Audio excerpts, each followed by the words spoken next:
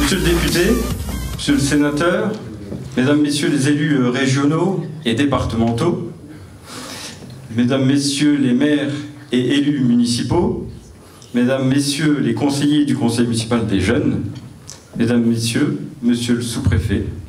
Alors je vous ai souhaité tout à l'heure la bienvenue dans votre nouvelle circonscription, bienvenue à Fontoy. J'espère que les 105 communes n'organisent pas des cérémonies de vœux, parce que sinon le Dry January est déjà mis à mal. Mais en tout cas, je souhaite qu'on travaille avec la même proximité que votre prédécesseur, le préfet Heguet, que je remercie encore pour sa grande disponibilité et son écoute à mon égard, parce que quand on est des jeunes élus, avoir un sous-préfet qui vous réponde aux SMS, avec qui on peut dialoguer par mail et dans l'heure vous avez une réponse, je veux dire, je ne sais pas si vous en avez connu beaucoup, mais en tout cas moi, c'est quelque chose qui m'aura marqué pour le début du mandat, un mandat qu'on a tous connu compliqué. Voilà, en tout cas, le signal que vous adressez ces derniers jours à nous, élus, et votre présence ce soir me rassure beaucoup. Voilà, merci de votre présence, monsieur le sous-préfet. Enfin, mesdames, messieurs, en vue de vos divers grades, fonctions et qualités, alors expression peut-être un peu facile, mais qui me permet de n'oublier personne. Et enfin, chères Fenchoises, chers Fenchois, chers amis, je vous souhaite à tous la bienvenue à cette cérémonie des vœux et je vous remercie de votre présence. Ce moment est pour le conseil municipal et moi-même l'occasion plaisante de pouvoir échanger librement et directement avec vous. Privé de ce rendez-vous en 2021 à cause de l'épidémie Covid, notre joie est donc immense de pouvoir à nouveau vous convier à cette cérémonie du mois de janvier. Je dis le mois de janvier parce que je pense qu'on était une des rares communes en 2022 à avoir célébré les vœux, mais bon voilà, on a célébré, on a souhaité nos vœux au mois de mars à l'occasion de la remise de l'honorariat de mon prédécesseur Henri Boguet. J'avais un bon alibi et je me suis dit pourquoi pas souhaiter les vœux au mois de mars, il n'est jamais trop tard pour bien faire.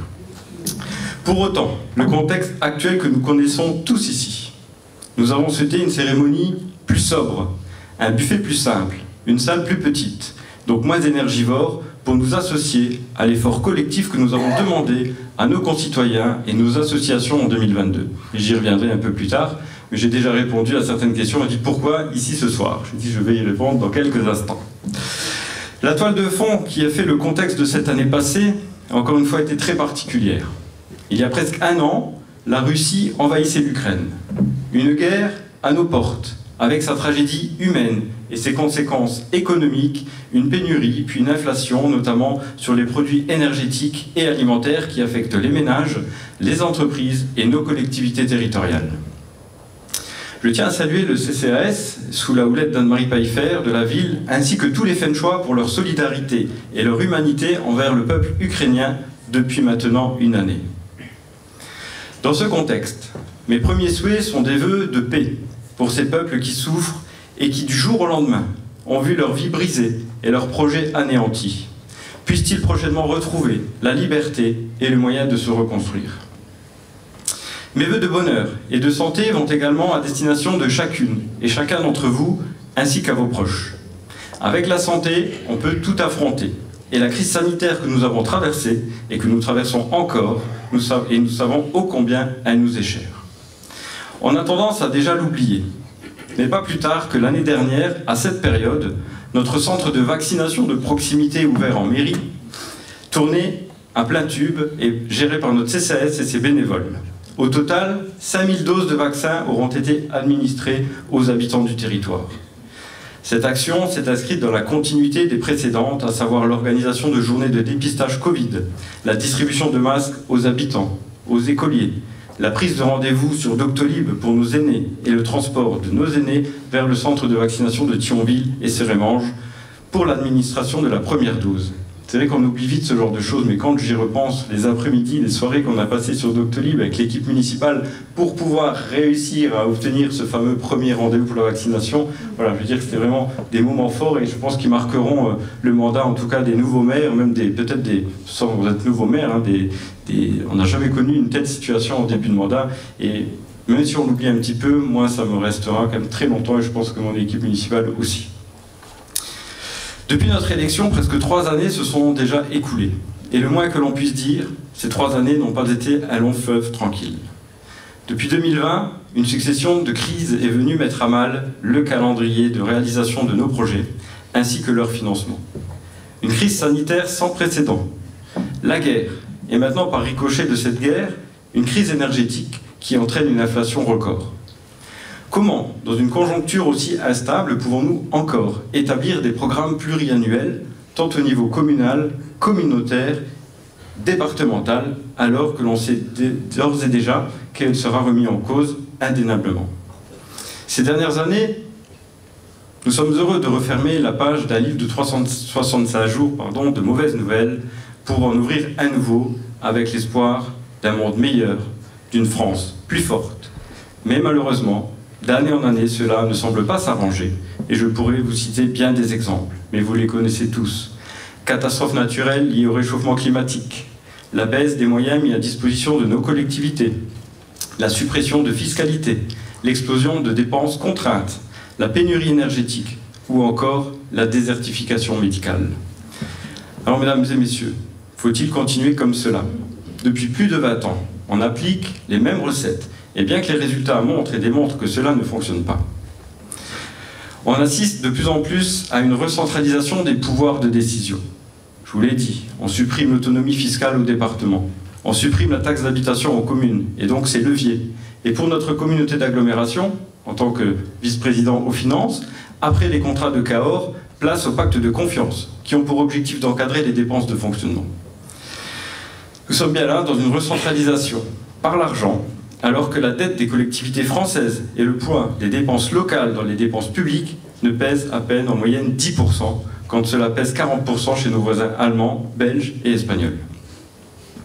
On supprime également des moyens aux services publics. Et on constate après, par exemple, que la fermeture de lits, la fixation d'objectifs comptables et non qualitatifs désorganisent un hôpital. Je n'ai pas besoin de citer l'exemple de notre CHR et de notre hôpital Bel-Air. Je pense que tout le monde en a entendu parler ces derniers jours.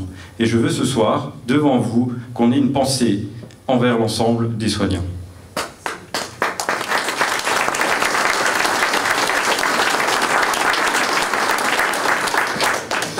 Et malheureusement, tout est comme cela. Et je pourrais encore prendre l'exemple de l'électricité. Il y a 20 ans, nous étions un modèle européen exportateur d'électricité. Nous disposions d'une indépendance énergétique que bon nombre de pays nous enviaient. Et en 2023, c'est la France qui importe de l'électricité, et on nous annonçait il y a encore quelques semaines un risque de délestage cet hiver. Tout cela pour se donner parfois bonne conscience au nom de l'écologie, que je qualifie dans cet exemple l'écologie punitive, ou encore pour faire plaisir à quelques écologistes radicaux. Pour ma part, je dis oui à une écologie raisonnée et responsable, et non à une écologie punitive où l'on voit où cela nous mène aujourd'hui. Toutes ces mauvaises décisions, prises hier par les uns et les autres qui ne sont plus au pouvoir aujourd'hui, sont à l'opposé de nos valeurs républicaines et pèsent lourdement dans la gestion de nos communes et le quotidien de nos entreprises, commerçants, artisans et administrés. Du côté des collectivités locales, cela se traduit par réduire le niveau de services proposés. On a dû fermer nos piscines, des musées, et parfois nos écoles car nous n'avons même plus les moyens de chauffer les bâtiments. Du côté de nos entreprises, commerçants, artisans, et j'en ai vu quelques-uns et j'ai eu l'occasion de les saluer, c'est le dépôt de bilan assuré, car ils ne peuvent pas toujours répercuter les charges sur leurs produits finis. Mesdames, Messieurs, est-ce que c'est cela la France de 2023? Nos concitoyens attendent une France qui les protège, une France qui les soigne, une France qui rassemble. Mais pour cela, il nous faut retrouver notre souveraineté, notre indépendance et la confiance de nos concitoyens en nos institutions. Alors rassurez-vous, je vais m'arrêter là pour les mauvaises nouvelles, les mauvais exemples, et je vais à présent revenir à des choses plus joyeuses, plus optimistes, plus concrètes, et pour cela je vais parler de choses plus locales qui impactent le quotidien de chacun d'entre vous. Avec l'équipe municipale, à mes côtés, nous mettons tout en œuvre pour réaliser le programme pour lequel nous avons été élus en 2020. Et je vous assure que notre détermination reste intacte. Notre volonté, ma volonté de servir notre ville, de vous servir, et ce malgré les difficultés rencontrées sur notre chemin. À cet instant, en rédigeant ce discours, j'ai pensé à une citation, et que j'ai déjà eu l'occasion d'échanger avec certains d'entre vous. Et là, les enfants, écoutez bien. La vie mettra des pierres sur votre route, ou sur ta route. À toi d'en décider si tu en fais des murs ou des ponts. Et nous, avec l'équipe municipale, dans ces moments difficiles, nous en ferons des ponts, comptez sur nous.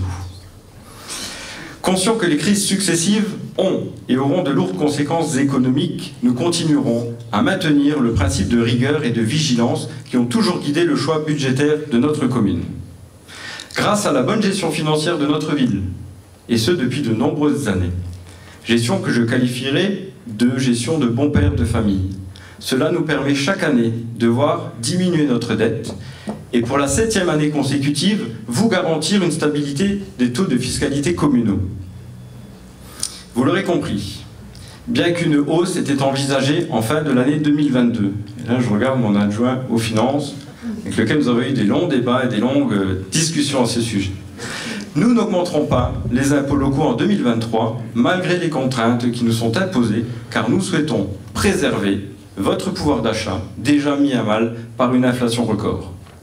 Alors, est-ce que nous pourrons continuer encore des années comme cela, 7 ans sans augmenter, alors qu'on vous dit tous les ans c'est plus difficile, on n'y arrivera pas, etc., etc., que les charges augmentent de manière considérable et que les recettes diminuent à tout va, à un moment donné, je ne sais pas jusqu'où nous pourrons nous engager dans cette démarche, mais en tout cas, sachez, vous pouvez compter sur nous pour encore réaliser cet effort cette année. Alors vous allez vous demander comment vous faites. Eh bien tout simplement parce que les efforts collectifs demandés aux habitants, aux associations et à l'ensemble des services municipaux portent leurs fruits. Régulation des températures des bâtiments, c'est moins 30% de consommation, ce qui nous permet de maîtriser la hausse des coûts de l'énergie. L'extinction de l'éclairage public, la nuit. Et nous avons également réduit la voilure sur nos traditionnels cadeaux de fin d'année et colis des aînés. L'effort a été collectif. Et je tiens à remercier toutes les personnes qui se sont engagées dans cette démarche et qui peut parfois certes paraître peu populaire, mais qui nous permettra de ne pas alourdir votre pression fiscale en 2023. Vous savez, une commune, ça se gère un peu comme on gère nos ménages.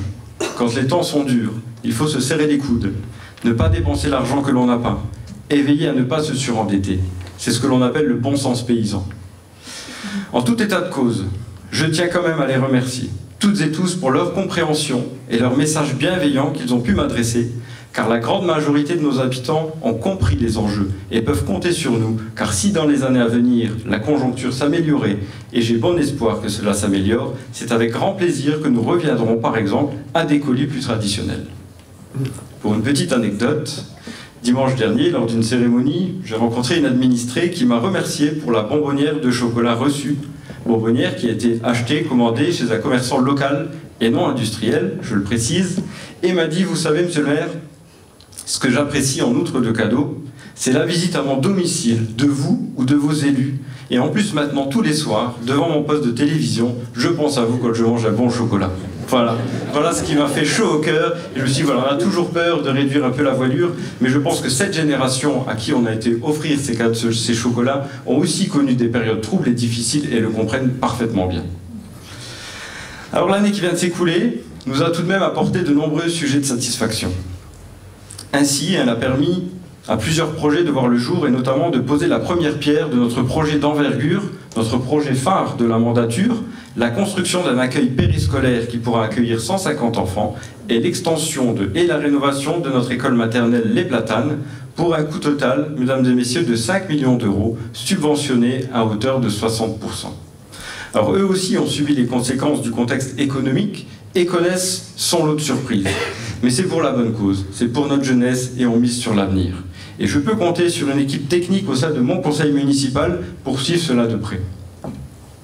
Je profite de cet instant pour remercier également nos fidèles partenaires, qui sont le conseil départemental de la Moselle, la région, l'État, la caisse d'allocation familiale, qui sont à nos côtés pour nous accompagner dans le financement de tels projets. Pour nos écoles, en 2023, les enfants, nous avons adhéré au programme Fusée, initié par le département de la Moselle. Ainsi, toutes les salles de classe de l'école du centre seront équipées de TBI, tableau blanc interactif connecté. Et un nouveau réseau Wi-Fi a été également installé en décembre dernier, en prévision de l'arrivée de ces futurs équipements. Ça va vous changer la vie, vous allez voir. Toujours sur le plan scolaire, mais ici à l'échelon départemental, également nous avons eu un très bel événement, c'était l'inauguration du nouveau collège Marie Curie à la rentrée de septembre dernier. Un équipement qui était attendu depuis des années. Je pense qu'il suffisait de passer devant ce bâtiment pour se dire mon Dieu et dire que nos enfants sont encore dans ce bâtiment-là en 2020. Il reste cet investissement, financé par le département de la Moselle à hauteur de 13 millions d'euros, a été également soutenu par l'État, monsieur le sous-préfet, à hauteur de 3 millions d'euros. Et le syndicat intercommunal du gymnase de Fontoy, lui, a apporté sa contribution à hauteur de 212 000 euros. Et je vois les maires ici présents et je les en remercie pour cette volonté aussi de voir venir ces projets aboutir.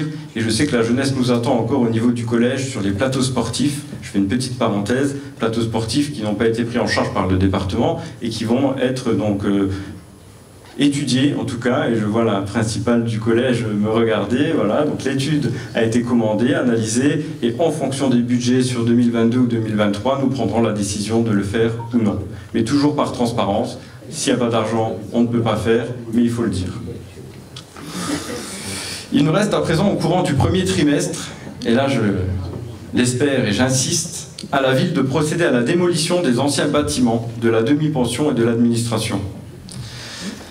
Ce terrain aura vocation à accueillir la future salle multifonctionnelle communautaire dont les premières études doivent débuter cette année avec la prise en charge du coût de l'acquisition des terrains et de la démolition par la ville. Je compte sur toi, Président, comme les habitants des communes du plateau comptent sur toi. Pour les travaux de voirie, la réflexion de voirie, des trottoirs, des passages protégés est à la charge également des communes pour les voies qui leur appartiennent et sur certaines routes départementales. Dans cette lignée, nous avons instauré un plan pluriannuel d'investissement pour la mandature.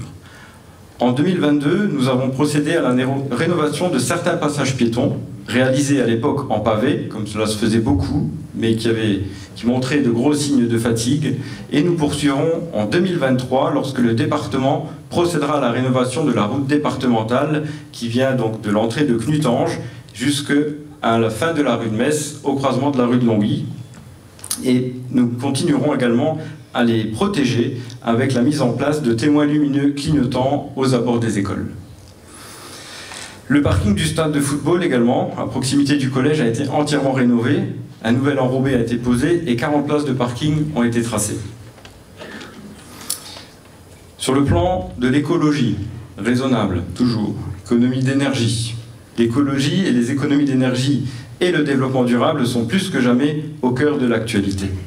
La commune de Fontoy, je ne vous referai pas l'historique, mais a déjà largement œuvré en ce sens depuis de nombreuses années. Pour celles ou ceux qui n'étaient pas là les années précédentes, nous sommes une commune qui disposons d'un réseau de chaleur qui chauffe les bâtiments publics avec l'eau d'Exor des Mines et une chaudière bois.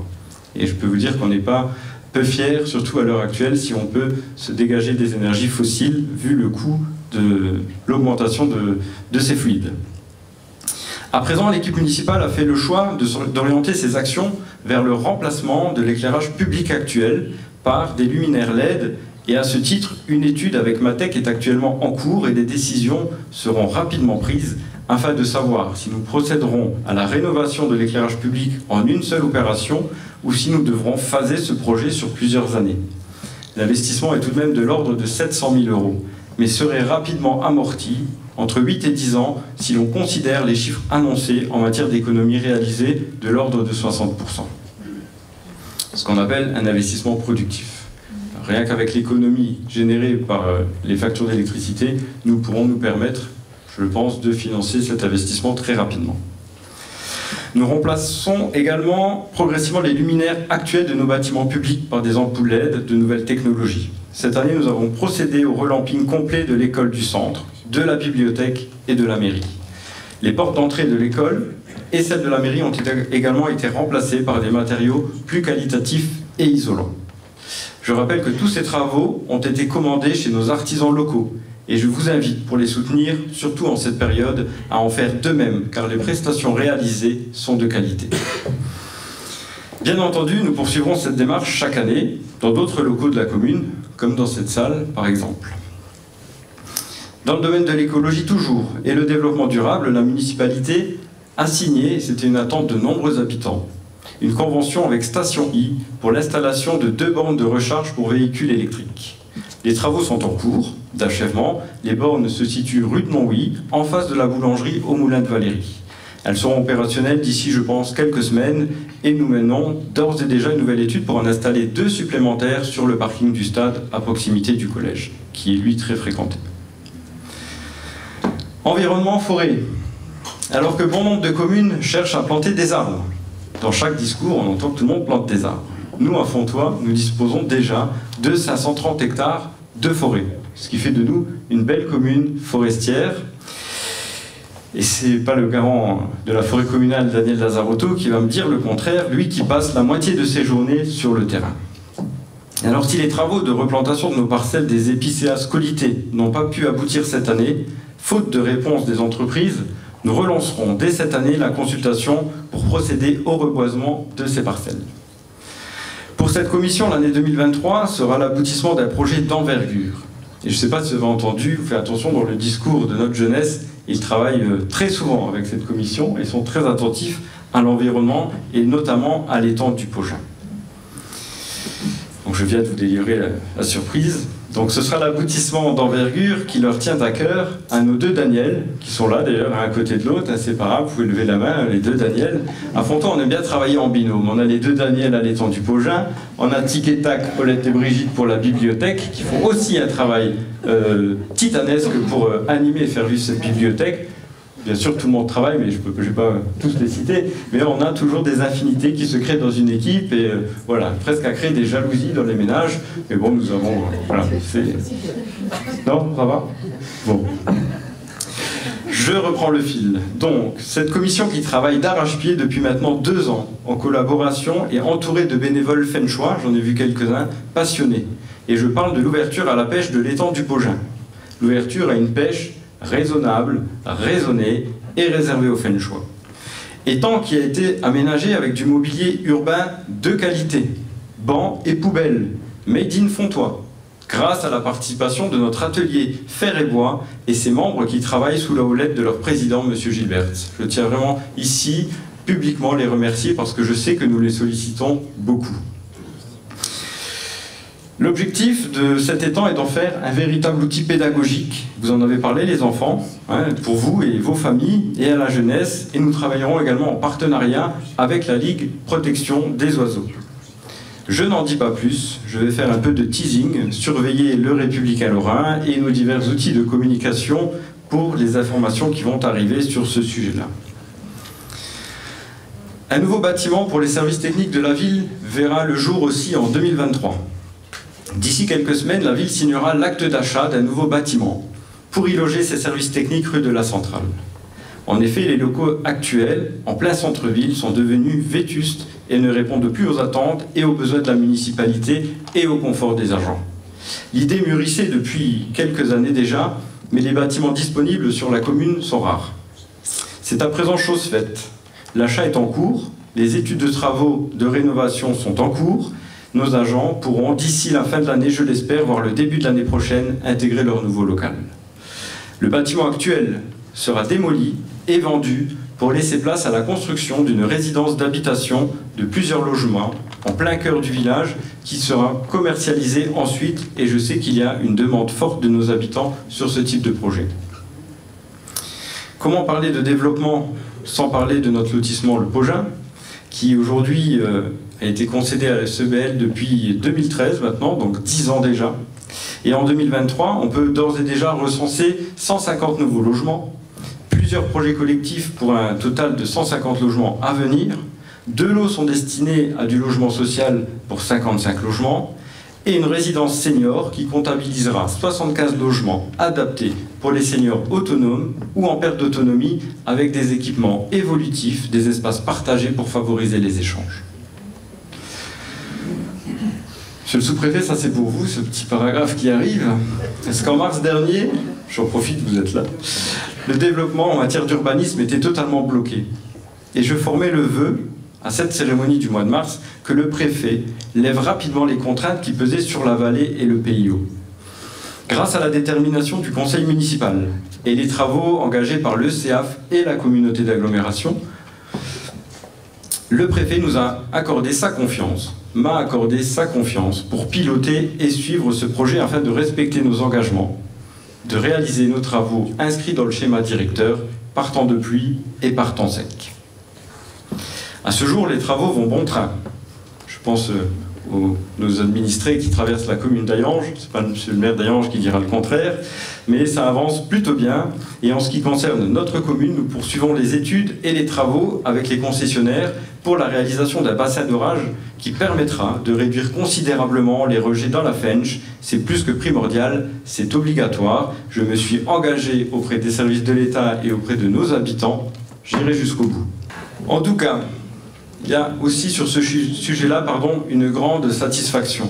Parce que par nos actions et notre détermination, les habitants et futurs habitants du Pogin n'ont et n'auront pas à supporter financièrement l'installation d'une station autonome d'un coût moyen de 12 000 € et ont pu même déjà récupérer leur caution versée à l'aménageur et le réinvestir dans leur projet. Par les temps qui courent, ils ont apprécié grandement et ne l'oublieront pas. Je l'espère, en tout cas. Une fois encore, lors d'une réunion publique organisée sur cette problématique, j'avais pris cet engagement devant eux et on l'a respecté. Pour conclure sur les réalisations 2022, l'année passée a été marquée à Fontoy par le retour de la police municipale en septembre dernier, mais sous une forme différente que celle que nous connaissions auparavant. En effet, une convention de partenariat a été signée avec la ville de Thionville, Terville et Manom afin de mettre à disposition de notre commune et de celle d'Angevillers et de Tressanges 2 agents. Leurs missions sont variées, mais la priorité a été donnée au contrôle de stationnement gênant sur les trottoirs, de vitesse dans les rues communales, de sécurité aux abords des écoles, de salubrité publique et de non-respect des jours de sortie des ordures ménagères. Ce service était fortement demandé et attendu par nos habitants, et nous avions pris l'engagement, dès 2020, de le réinstaurer. Pour signaler une infraction, souvent on me demande comment on peut interagir avec les policiers, etc. Rien de plus simple, vous prenez contact avec la mairie, qui se charge de faire le lien et vous mettra en relation directe avec les agents. Pendant l'exercice de leurs fonctions sur le territoire de la commune, les agents de la police sont placés sous l'autorité du maire. La création d'une police dans nos villages ne signifie en aucun cas la mise en place d'un service de répression aveugle. Le but est d'offrir un accompagnement des citoyens dans leur quotidien et leur assurer un niveau de sécurité optimal. Pédagogie, discussion, dissuasion doivent être les mots d'ordre de la lutte contre les petites incivilités qui empoisonnent notre vie quotidienne. En ce sens, un courrier a été adressé à chaque foyer pour les informer du retour de ce service et une période d'indulgence de 2 mois a été instaurée avant verbalisation. Je pense que je peux parler au nom de mon collègue, le maire d'Angevillers, ici présent, et puis de l'élu référent de la commune de Tressanges et des maires du plateau, pour leur dire toute la satisfaction que l'on a et la qualité du travail qui est réalisé par ces agents. Je peux vous dire que c'est clair et net, on a vu une nette amélioration sur la circulation de nos trottoirs. Quand je voyais des mamans aller à l'école avec des poussettes, etc., qui devaient traverser la route ou marcher sur la route pour se rendre à l'école, c'était plus tolérable. Donc je leur dis un grand merci et je tiens également à remercier Laurent Cavalieri, directeur général adjoint de la ville de Thionville, pour son travail précieux et ses conseils à nos égards lors de l'élaboration de ce projet. Et mes remerciements également aux maires concernés qui ont accepté de mutualiser leurs policiers avec nous. Pour le travail déjà engagé et votre engagement dans un contexte si particulier, je tiens à vous remercier, vous, mes collègues élus, mais aussi vous, les agents de notre collectivité, qui œuvrez au quotidien au service des Fenchois et des élus. Votre action et votre engagement à tous sont précieux. Je conclurai en vous rappelant que la municipalité et le conseil de fabrique de la ville vous invitent demain à 15 h en l'église Saint-Pierre pour un concert du Nouvel An offert par la municipalité. Ce sera donc la chorale Just Brass, bien connue donc de nos habitants, qui est dirigée par M. Gérard Kilis, ancien professeur de musique du collège de Fontoy. Donc je vous invite à couper BFM TV et venez nombreux vous distraire. Mesdames, Messieurs, chers habitants, je vous adresse une nouvelle fois tous mes vœux de santé, de réussite pour cette nouvelle année. Je conclurai par une citation, c'est pas mon habitude, mais de l'abbé Pierre qui prend tout son sens en ce moment. Un sourire coûte moins cher que l'électricité, mais donne autant de lumière. Alors compensons nos économies d'électricité par nos sourires et il continuera à faire bon vivre à Fontoy. Merci pour votre attention. Je vous invite à partager le verre de l'amitié et déguster le cocktail qui est préparé par la maison Sylvain Relativo, traiteur à Nilvange, sur notre territoire, pour la partie salée et les boissons. Et pour la partie sucrée, cette année, c'est la Maison du Cher qui nous fait le plaisir de nous régaler. Vive Fontoy et espérons un monde meilleur pour demain. Merci.